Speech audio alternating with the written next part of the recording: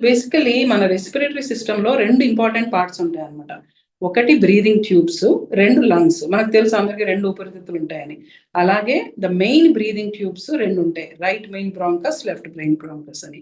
అంతటితో ఆగిపోదు. ఈ బ్రీతింగ్ ట్యూబ్స్ అనేవి చిన్న బ్రాంచింగ్ ట్రీస్ లాగా డివైడ్ అయిపోయి లోబార్ బ్రాంకై అని, segmental, sub segmental bronchi, respiratory బ్రాంక్యూల్స్ అని ఇట్లా ఉండి అప్పుడు ఫైనల్‌గా లంగ్స్‌లోకి ఇవి లీడ్ చేస్తాయన్నమాట. అయితే ఈ బ్రీతింగ్ ట్యూబ్స్ పనేంటి అంటే బ్రాంకై అంటాం వీటిని. ఈ బ్రీతింగ్ ట్యూబ్స్ పనేంటి అంటే లంగ్స్ వరకు గాలి తీసుకెళ్లడం. ఈ గాలి తీసుకెళ్ళినప్పుడు ఏమవుతుందంటే ఆక్సిజన్ లోపలికి వెళ్తుంది, కార్బన్ డయాక్సైడ్ బయటకు వస్తుంది. ఎప్పుడైతే ఈ గాలి తీసుకెళ్లే ఈ ద్వారాల్లో చాలా ఉన్నాయి కదా మనకి, ఈ ద్వారాల్లో గనక ఎయిదర్ ఇన్ఫెక్షన్ కానీ, లేదా అలర్జీ కానీ, లేదా ఇన్ఫ్లమేషన్ డ్యామేజ్ కానీ అయిందో అప్పుడే దాన్ని బ్రాంకైటిస్ అంటాం. అయితే ఈ బ్రాంకైటిస్ లో డిఫరెంట్ టైప్స్ ఉంటాయి. మోస్ట్ కామన్ గా మనం చూసేది ఏంటి అంటే అక్యూట్ బ్రాంకైటిస్. అక్యూట్ బ్రాంకైటిస్ అంటే ఏంటి? మనకి ఇన్ఫెక్షన్ వచ్చింది, వైరల్ ఇన్ఫెక్షన్ వచ్చింది, బ్యాక్టీరియల్ ఇన్ఫెక్షన్ వచ్చింది. ఇప్పుడు చూస్తున్నాం మనకి ఇప్పుడు ఫ్లూ సీజన్ కూడా రకరకాల ఇన్ఫెక్షన్స్ వస్తున్నాయి. ఈ ఇన్ఫెక్షన్ వల్ల బ్రీదింగ్ ట్యూబ్స్ లో ఎప్పుడైతే వాపు వచ్చి సెల్స్ మ్యూకస్ అది ప్రొడ్యూస్ చేస్తాయో దాన్ని అక్యూట్ బ్రాంకైటిస్ అంటాం. అలా కాకుండా కొంతమందికి ప్రతి సంవత్సరం వస్తూ ఉంటుంది. 2-3 నెలల పాటు దగ్గు తెమడం ఉంటుంది అనమాట. లంగ్స్ లో ఎక్స్రే చేస్తే లంగ్స్ లో ఏముండదు. దీన్ని క్రానిక్ బ్రాంకైటిస్ అంటాం. మోస్ట్ కామన్ గా ఈ క్రానిక్ బ్రాంకైటిస్ అనేది సిఓపిడి అనే డిసీజ్ లో వస్తుంది. క్రానిక్ అబ్స్ట్రక్టివ్ పల్మనరీ డిసీజ్ లో. ఇది పొగ వల్ల, అంటే పొగ అంటే మనకి సిగరెట్ పొగ అవ్వచ్చు, లేదా మన పొల్యూషన్ వల్ల కావచ్చు, కన్స్ట్రక్షన్ డస్ట్ వల్ల కావచ్చు, ఇండోర్ ఎయిర్ పొల్యూషన్ ఉండొచ్చు. ఇట్లా రకరకాల పొగ వల్ల, కొన్ని రకాల ఇన్ఫెక్షన్స్ వల్ల క్రానిక్ బ్రాంకైటిస్ రావచ్చు అనమాట. Third variety is called allergic bronchitis. అంటే ఆస్తమా టెండెన్సీ ఉన్న వాళ్ళకి, జెనెటిక్ గా ఉంటుంది కొంతమందికి ఆస్తమా టెండెన్సీ, వాళ్ళకి దుమ్ము, ధూళి, పొగ, చల్లగాలి, వైరల్ ఇన్ఫెక్షన్స్, తేమ, లేదంటే మన డస్ట్ మైట్స్, పెట్స్, ఇట్లాంటివన్నీ అయినప్పుడు ఈ గాలి తీసుకెళ్లే ద్వారాలో ఎలర్జీ అని వస్తుంది. దాన్ని అలర్జిక్ బ్రాంకైటిస్ అండి.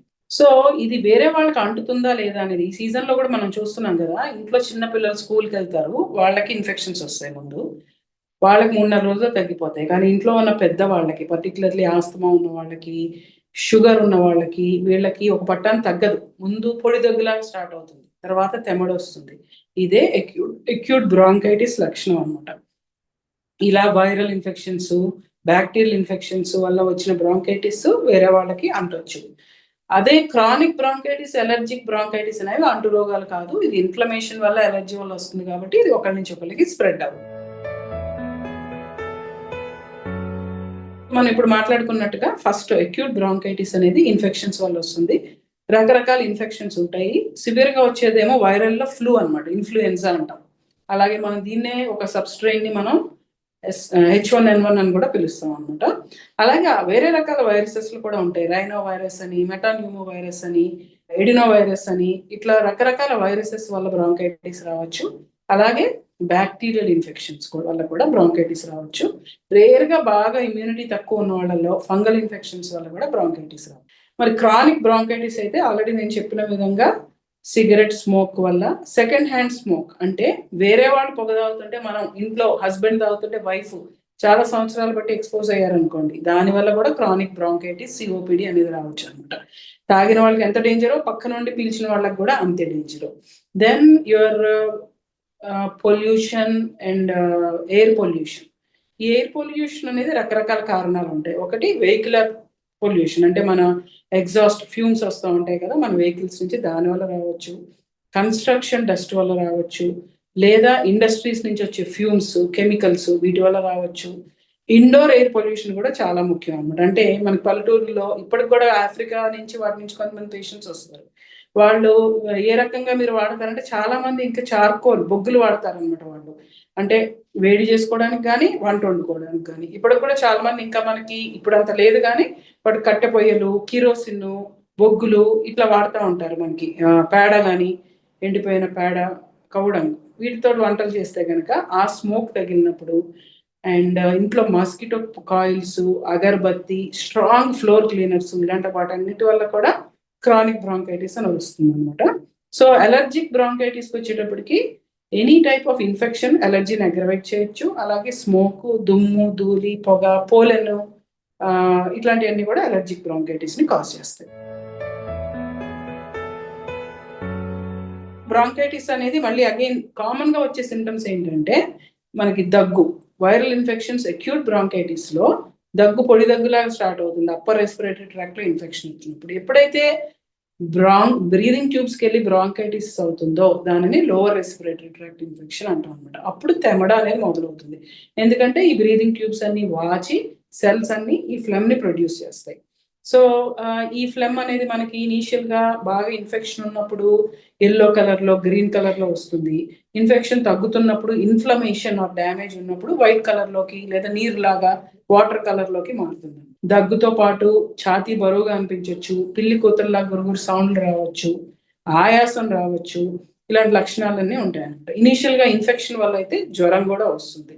అయితే ఈ బ్రాంకైటిస్ లో గుర్తుపెట్టుకోవాల్సింది ఏంటంటే మనకి అదే పనిగా 2 వారాల నుంచి కూడా దగ్గు తగ్గట్లేదు, దగ్గు సీరియస్ గా వస్తుంది, రాత్రిపూట బాగా వస్తుంది, నిద్రపోనివ్వట్లేదు, ఇలా ఉన్నా, లేదా హై ఫీవర్ వస్తున్నా, లేదా దగ్గులో రక్తం పడుతున్నా, ఆయాసం బాగా ఉంది, రొటీన్ పనులు కూడా చేసుకోలేకపోతున్నాం, స్నానం చేస్తే ఆయాసం వచ్చేస్తుంది, ఇలాంటి లక్షణాలు ఉంటే మాత్రం వెంటనే పల్మనాలజిస్ట్ ని సంప్రదించాలి. ఈ బ్రాంకైటిస్ అనేది టిపికల్ గా మనకి హిస్టరీ బట్టి, ఎగ్జామినేషన్ బట్టి తెలిసిపోతుంది. టెస్ట్లు ఎందుకు చేస్తాము అంటే వేరే రకమైన ప్రాబ్లమ్స్ లేవు అని తెలుసుకోవడానికి. అంటే న్యూమోనియా ఉందా అంటే లంగ్స్ లో ఇన్ఫెక్షన్, బ్రాంకైటిస్ అంటే బ్రీదింగ్ ట్యూబ్స్ లో, న్యూమోనియా అంటే లంగ్స్ లో ఇన్ఫెక్షన్ అనమాట. సో బ్రాంకైటిస్ లో ఎక్స్రే నార్మల్ గా ఉంటుంది, లేదా కొంచెం బ్రీదింగ్ ట్యూబ్స్ థిక్ అయినట్టు కనిపిస్తాయి. న్యూమోనియా అయితే లంగ్స్ లో ప్యాచ్ పెద్దది కనిపిస్తుంది అనమాట. సో న్యూమోనియా ఉందా లేదా తెలుసుకోవడానికి బేసికల్ గా ఎక్స్రే చేస్తాం మనం. ఒక్కొక్కసారి మనకి ఆన్సర్ దొరకట్లేదు, కొంచెం క్లిష్టంగా ఉంది పరిస్థితి అంటే సిటీ స్కాన్ కూడా చేసుకుంటాం. రొటీన్ బ్లడ్ టెస్ట్లు, సిబిపి, సిఆర్పి, ఇవన్నీ ఇన్ఫెక్షన్ శాతం ఎంత ఉంది అని తెలుసుకోవడానికి. అలాగే తెమడ పరీక్షలు. సో ఏ రకమైన సివియర్ గా ఉన్నప్పుడు చేస్తాం తెమడ పరీక్ష, రొటీన్ లో అవసరం ఉండదు. సో ఇదేంటి, ఏ రకమైన వైరస్ లేదా బ్యాక్టీరియా వల్ల ఇంత తీవ్రమైన ఇది వస్తుంది అని తెలుసుకోవడానికి. Chronic bronchitis, allergic bronchitis, asthma, COPD ఇవన్నీ డయాగ్నోస్ చేయాలి అంటే లంగ్ ఫంక్షన్ టెస్ట్, అంటే లంగ్స్ ఫంక్షన్ ఎట్లా ఉంది అనేది బ్లోయింగ్ టెస్ట్ ఉంటుంది అన్నమాట, స్పైరోమెట్రీ అంటాం. ఇది చాలా ముఖ్యమైన పరీక్ష. బ్రాంకైటిస్ కి రిస్క్ ఫ్యాక్టర్స్ ఏంటి అంటే కొంతమందికి ఇమ్యూనిటీ చాలా తక్కువ ఉంటుంది అనమాట. వాళ్ళకి డయాబెటీస్ ఉండడం వల్ల కానీ, లేదా పర్టికులర్లీ చిన్నపిల్లలు బాగా క్రౌడెడ్ రూమ్స్ లో, పొల్యూషన్ ఎక్కువ ఉన్న ఇండోర్ ఎయిర్ పొల్యూషన్ ఉన్న రూమ్స్ లో ఉండడం కానీ, లేకపోతే ఇంట్లో వాళ్ళు ఎవరైనా స్మోక్ చేస్తున్నారు అనుకోండి, ఫాదర్స్ కానీ, గ్రాండ్ ఫాదర్స్ కానీ, లేదా ప్రెగ్నెంట్ గా ఉన్నప్పుడు మదర్స్ స్మోక్ ఎక్స్పోజ్ అయినా కానీ పిల్లలకి బ్రాంకైటిస్ వచ్చే అవకాశాలు ఉంటాయి అన్నమాట. ఇవి డెఫినెట్ గా రిస్క్ ఫ్యాక్టర్స్. అలాగే మనం పొల్యూషన్ అవాయిడ్ చేయకపోతే ఇండోర్ ఎయిర్ పొల్యూషన్ కానీ, అవుట్డోర్ ఎయిర్ పొల్యూషన్ కానీ రావచ్చు. అలాగే ఆక్యుపేషనల్ రిస్క్ కూడా ఉంటుంది అనమాట. కొంతమంది ఇప్పుడు గోల్డ్ స్మిత్ ఉన్నారు, నగలు చేసేవాళ్ళు, వాళ్ళకు ఫ్యూమ్స్ తగులుతూ ఉంటాయి. అలాగే గుళ్ళో పూజారులు ఉంటారు, వాళ్ళు సరిగ్గా వెంటిలేషన్ లేకుండా కంటిన్యూస్ గా అగరబత్తి స్మోక్ కి ఎక్స్పోజ్ అవుతూ ఉంటారు. ఇవన్నీ ఆక్యుపేషనల్ హజార్డ్స్ అనమాట. కొన్ని రకాల ఇన్ఫెక్షన్స్ వచ్చినప్పుడు కూడా బ్రాంకైటిస్ రిస్క్ అనేది పెరుగుతుంది. టీబీ ఇన్ఫెక్షన్ కానీ, సివియర్ గా న్యూమోనియా వచ్చినప్పుడు కానీ ఈ బ్రాంకైటిస్ ఇట్లాంటివి వచ్చే అవకాశాలు ఉంటాయి. సో ఇందాక నేను చెప్పిన దాంట్లో ఒకసారి మీకు స్మోకింగ్ కూడా చాలా ఇంపార్టెంట్. టొబాకో స్మోక్ అనేది చాలా ఇంపార్టెంట్ రీజన్ ఫర్ బ్రాంకైటిస్ అనమాట. సో ఈ బ్రాంకైటిస్ కి ట్రీట్మెంట్ వచ్చేటప్పటికి అక్యూట్ బ్రాంకైటిస్ అనుకోండి, ఇన్ఫెక్షన్ వచ్చింది, మైల్డ్ గా వచ్చింది అంటే వైరల్ వల్ల పర్టికులర్లీ మనము యంగ్ పేషెంట్లకి పెద్ద ఎక్కువగా చేసేది ఏమి ఉండదు. వాళ్ళకి రెస్ట్ తీసుకోండి అని చెప్తాము. హైడ్రేషన్ అంటే నీళ్లు బాగా తాగడం ఇంపార్టెంట్. ఎందుకంటే నీళ్లు తాగినప్పుడు ఈ గాలి తీసుకెళ్లే ద్వారాలని చక్కగా తేమ ఎక్కువైతే కనుక రికవరీ అండ్ రిపేర్ ఫాస్టర్ గా ఉంటుంది. అలాగే ఒకవేళ సివియర్ గా వస్తే కనుక వాళ్ళకి ఇమ్యూనిటీ తక్కువగా ఉంటే యాంటీ వైరల్ మెడిసిన్స్ వాడతాము. ఒకవేళ బ్యాక్టీరియల్ ఇన్ఫెక్షన్ లాగా అనిపిస్తే కనుక యాంటీబయాటిక్స్. ప్రతి చిన్న దగ్గుకి కూడా యాంటీబయాటిక్స్ వాడకూడదండి, ఎందుకంటే మోస్ట్ ఆఫ్ ద టైమ్స్ ఈ సీజన్ లో వచ్చేవి వైరల్ ఇన్ఫెక్షన్స్. సో వాటికి ఏ ట్రీట్మెంట్ అవసరం ఉండదు. సివియర్ గా వస్తే యాంటీ వైరల్స్ వాడాలి. ఒకవేళ అలా అయినా తగ్గట్లేదు, మనకు బాగా గ్రీన్ గా వస్తుంది అంటే అప్పుడు యాంటీబయాటిక్స్ వాడతాం. అంతేగాని ఇలా దగ్గు, జ్వరం మొదలవగానే యాంటీబయాటిక్స్ పెట్టుకుంటే మనకు అవసరానికి అవి పనిచేయవు. అలాగే క్రానిక్ బ్రాంకైటిస్ అనేది సిఓపిడిలో పార్ట్ ఉండొచ్చు, స్మోకింగ్ వల్ల వచ్చినప్పుడు లేదా ఎనీ టైప్ ఆఫ్ స్మోక్ వల్ల వచ్చినప్పుడు. దీనికి ట్రీట్మెంట్స్ ఎట్లా ఉంటాయి అంటే ఇన్హేలర్స్ ఉంటాయి అన్నమాట. ఈ లోపల గాలి తీసుకెళ్లే ద్వారాల్లో ఇన్ఫ్లమేషన్ ఉంటుంది, అలాగే లంగ్స్ లో కూడా ఇన్ఫ్లమేషన్ ఉంటుంది. దీనికి తగ్గించడానికి ఇన్హేల్డ్ స్టీరాయిడ్స్, ఇన్హేల్డ్ బ్రాంకోడైలేటర్స్ కలిపిన కాంబినేషన్స్ ఇప్పుడు స్మార్ట్ ఇన్హేలర్స్ కూడా వస్తున్నాయి. స్టీరాయిడ్స్ అనగానే పేషెంట్లు భయపడిపోతారు, బట్ గుర్తుపెట్టుకోవాల్సింది ఏంటంటే ఇన్హేలర్స్ లో డోస్ చాలా తక్కువ ఉంటుంది, మైక్రోగ్రామ్స్ లో ఉంటుంది, టాబ్లెట్స్ లో సిరప్ లో మిల్లీగ్రామ్స్ లో ఉంటే మనకి డైరెక్ట్ గా ఎక్కడ ప్రాబ్లం ఉంటే అక్కడికి వెళ్ళిపోతుంది, బ్లడ్ లోకి వెళ్ళే శాతం చాలా తక్కువ. ఇన్హేలర్స్ ఆర్ వెరీ సేఫ్, అవి సిగరెట్లు కాదు మనకి ఎడిక్షన్ రావడానికి. అలాగే అలర్జిక్ బ్రాంకైటిస్, ఆస్తమాకు కూడా ఇన్హేలర్స్ ఉంటాయి. అండ్ ట్రిగ్గర్ అవాయిడెన్స్ కూడా చాలా ఇంపార్టెంట్. ఈ ఆస్తమా లక్షణం ఎట్లా ఉంటుందంటే మనకి కంటిన్యూస్ గా సిమ్టమ్స్ ఉండవు, ఒకసారి రాత్రి కూడా వస్తుంది, మధ్య మధ్యలో వచ్చిపోతుంది. పేషెంట్లు ఏంటంటే మాకు కంటిన్యూస్ గా సిమ్టమ్స్ లేవు కదా, ఇన్హేలర్ డైలీ ఎందుకు వాడాలి అని అడుగుతారు అనమాట. ఎప్పుడైతే లంగ్ ఫంక్షన్ అనేది తగ్గుతుందో అప్పుడు రోజు మందులు వాడితే మధ్య మధ్యలో ఈ ఆస్తమా అనేది ఎక్కువ కాకుండా ఉంటుంది. సో అందుకని చిన్న డోస్ కాబట్టి మేము చెప్పిన నాడు ఆర్ ఫాలో అప్ అయిన వాళ్ళు రెగ్యులర్ మెడిసిన్స్ వాడుకోవాలి. అలాగే ఇందులో ఈ అలర్జిక్ బ్రాంకైటిస్, ఆస్తమాలో ఈ ట్రిగ్గర్స్ ఏవైతే ఎక్కువ చేస్తాయో వాటికి దూరంగా ఉండాలి. అంటే డస్టింగ్ చేసేటప్పుడు ఆ ఎక్స్పోజర్, తాలింపు వేసేటప్పుడు పొగ, perfumes, strong smells, room cleaners, ఇది రూమ్ డిస్ఇన్ఫెక్టెంట్స్, అలాగే పోలెన్, కొన్నిసార్లు ఎక్సర్సైజ్ కూడా అగ్రవేట్ చేయొచ్చు.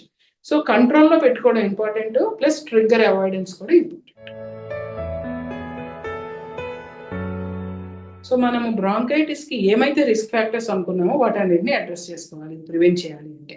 అంటే స్మోకింగ్ చేసే వాళ్ళు ఉంటే ముందు స్మోకింగ్ ఆపేసేయాలి, అది చాలా ఇంపార్టెంట్. ఎందుకంటే స్మోకింగ్ వల్ల అయిన లంగ్ డ్యామేజ్ పర్మనెంట్, ఆస్తమా వల్ల అయింది మనం మందులతో రివర్స్ చేయొచ్చు. బట్ సిఓపిడి అనేది ఏదైతే ఉందో మామూలుగా ప్రతి ఒక్కళ్ళకి 30 ఏళ్ల తర్వాత 30 ml per year lung function తగ్గిపోతే స్మోకర్స్ కి 60 to 90 ml పర్ ఇయర్ తగ్గిపోతుంది. ఆ పోయింది ఇంకా రాదు తిరిగి. సో చాలా డ్యామేజ్ అయితే కనుక నడిస్తే ఆయాసం, కూర్చుంటే ఆయాసం, ఆక్సిజన్ పెట్టుకోవడం, హాస్పిటల్లో అడ్మిట్ అవ్వడం, ఇలాంటివన్నీ ఉంటాయి అన్నమాట సిఓపిడిలో. సో స్మోక్ ఎట్టి పరిస్థితుల్లో అవాయిడ్ చేయాలి. సిగరెట్ స్మోక్ కావచ్చు, ఎనీ టైప్ ఆఫ్ స్మోక్ కావచ్చు. సో బాగా పొల్యూటెడ్ ఏరియాస్లోకి వెళ్ళడం, లంగ్ ప్రాబ్లం ఉన్న వాళ్ళు అవాయిడ్ చేయాలి. వెళ్తే తప్పదు అనుకుంటే కనుక మాస్క్ పెట్టుకోవాలి, లేదా హెపా ఫిల్టర్స్ లాంటివి, ఒకవేళ హై రిస్క్ ఏరియాస్లోకి వెళ్తుంటే అలాంటివి పెట్టుకోవాలి. ఒకవేళ మనకి ఢిల్లీ లాంటి ప్లేసెస్ ఉన్నాయి, ఇప్పుడు ఎయిర్ క్వాలిటీ ఇండెక్స్ మన హైదరాబాద్ తీసుకుంటే 100-150 మధ్య ఉంటుంది, అదే ఢిల్లీ తీసుకుంటే ఇప్పుడు 350-400 కూడా టచ్ అవుతుంది. ఇలాంటి వాళ్ళు మరి ఇంట్లో ఎయిర్ ప్యూరిఫైర్స్ పెట్టుకోవడం, హై ఎఫిషియన్సీ ఎయిర్ ప్యూరిఫైర్స్ పెట్టుకోవడం కూడా చాలా ఇంపార్టెంట్ ఎయిర్ పొల్యూషన్ నుంచి తగ్గించుకోవడానికి. అలాగే వైరల్ ఇన్ఫెక్షన్స్ ఇవి రాకుండా వ్యాక్సినేషన్స్ ఉంటాయి. ఎవ్రీ ఇయర్ ఫ్లూ వ్యాక్సిన్ అనేది తీసుకుంటే కనుక చాలా వరకు ఈ ఇన్ఫెక్షన్స్ వల్ల బ్రాంకైటిస్ అగ్రవేట్ అవ్వడం అనేది చేయొచ్చు. అలాగే డయాబెటీస్ ఉన్నవాళ్ళు, లంగ్ ప్రాబ్లమ్స్ ఉన్నవాళ్ళు న్యూమోకోకల్ వ్యాక్సిన్ అంటాం, న్యూమోనియా వ్యాక్సిన్, ఇది కూడా తీసుకోవాలి. అండ్ మోస్ట్ ఇంపార్టెంట్, వీటిని మన లంగ్స్ హెల్దీగా పెట్టుకోవడానికి గుడ్ ఎక్సర్సైజ్, డైట్, స్లీప్, ఇవి కూడా ఇంపార్టెంట్.